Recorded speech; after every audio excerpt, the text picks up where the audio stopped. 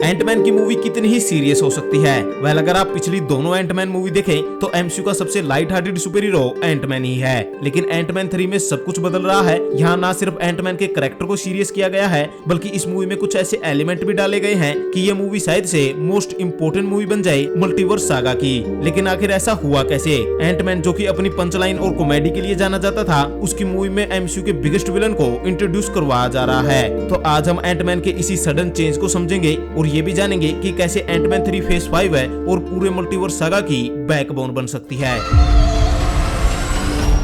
He can give us a second chance.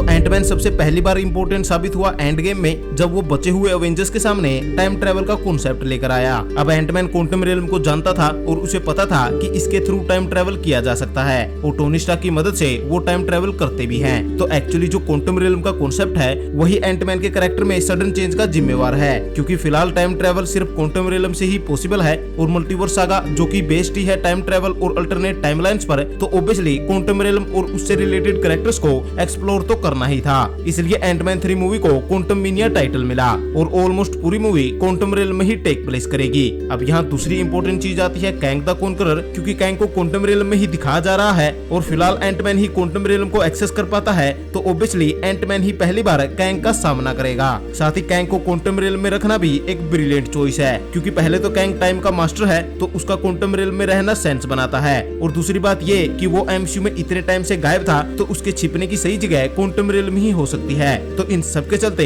हमें multiverse, Kang the conqueror और quantum realm का adventure Ant-Man 3 movie में देखने को मिल रहा है। अब यहाँ पर सबसे बड़ा सवाल ये है कि ये सब कितना इम्पैक्ट डालेंगे एमसीयू के फ्यूचर पर। वेल कैंग द कॉन्करर तो पूरे मल्टीवर्स सागा का विलन है ही, साथ ही क्वांटम रियल्म भी काफी इंपॉर्टेंट प्लेस साबित होने वाला है एमसीयू के फ्यूचर में, क्योंकि ऑब्वियसली जो कुछ भी मल्टीवर्स सागा में हो रहा है या होगा तो उस सब के चलते सुपर हीरोज को टाइम ट्रेवल और मल्टीवर्स ट्रेवल तो करना ही होगा, तो वो क्वांटम रियल्म के थ्रू किया जा सकता है। तो इन सब में क्वांटम रियल्म है वहाँ पर एक की पॉइंट साबित हो सकता है। इनके अलावा कैंग द कॉन्करर की जर्नी भी यहीं से स्टार्ट हो रही है। इसके बाद कैंग हमें लोकी सीरीज और फैंटास्टिक फोर की मूवी में भी दिखेगा, तो यहाँ हमें एक सॉलिड इंट्रोडक्शन मिल सकता है कैंग द कॉन्करर का। साथ ही ये पहला अपीयरेंस है कैंग का, वो भी उसके कॉन्करर बन जाने के बाद है। यहाँ वो अपनी हायर पोटेंशियल का यूज करेगा एंटमैन के अगेंस्ट है, इसलिए यहाँ पर कैंग द कॉन्करर कैसा दिखाया जाएगा ये देखने वाली बात होगी। साथ ही इस मूवी के बाद कैंग द कॉन्करर के साथ क्या होगा ये भी एमसीयू का फ्यूचर डिसाइड करेगा, क्योंकि अभी तक हमें ये नहीं पता है कि actually main Kang the conqueror कौन है। क्या यही कैंग अवेंजर्स कैंग डायनेस्टी का भी मेन विलन होगा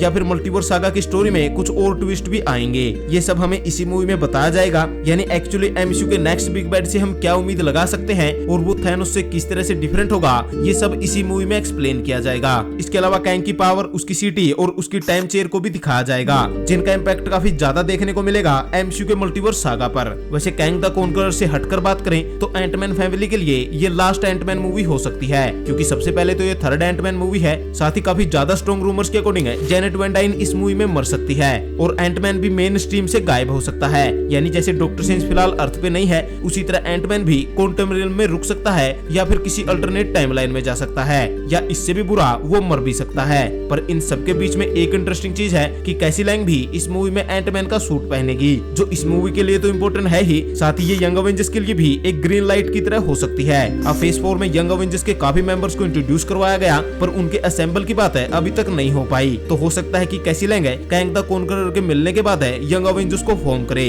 साथ ही ये multiverse saga Kang the conqueror का सागा है, तो उसका यंग वेरिएंट है आयरन लाइट भी हमें कभी ना कभी दिखे ही जाएगा। और कैसी लैंग का आयरन लाइट के साथ रोमांटिक रिलेशनशिप होता है, तो कहीं ना कहीं कैसी लैंग का सुपर हीरो बनना यंग अवेंजर्स और कैंग वेरिएंट आयरन लाइट के दिखने के लिए एक टीजर है। यानी ओवरऑल एंटमैन 3 बहुत सारी चीजों को फ्यूचर के लिए सेटअप करेगी, चाहे वो अवेंजर्स की नई टीम हो या फिर उन्हीं का एक नया विलन कैंग द कॉन्करर हो। तो एंटमैन मूवी में हो रहा ये सडन चेंज है हम फैंस के लिए फायदे की डील है। बस उम्मीद करते हैं कि एंटमैन का ये चेंज इतना भी ना हो कि ये थोर लव एंड थंडर का सीक्वल बन जाए।